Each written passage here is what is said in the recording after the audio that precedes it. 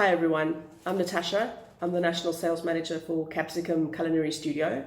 I have a background in hospitality, sales and marketing, and some chefing thrown in for good measure.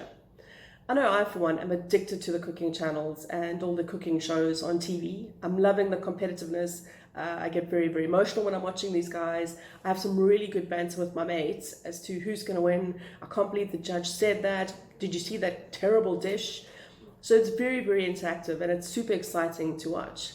I sometimes feel as if I can climb into the TV with these guys and that I'm actually on the pass with them, or with the celebrity guys, that I'm actually the one passing them all the ingredients.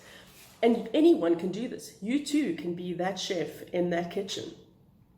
All you need to do is have a grade 10 or a grade 12 and be 18 years and older for you to join us in our kitchen. You're probably wondering now, how am I going to fund this? So there are various options available, either by using the 4 top banks. We also work with a company called Fundy. We have payment options, so you'd have to check it out on our website or chat to our financial guys about that. And then we have an awesome bursary competition currently in the running on all our social media platforms. So check us out. There are a few admin things that are involved, so we'd have to have your guardian complete a few documents for us.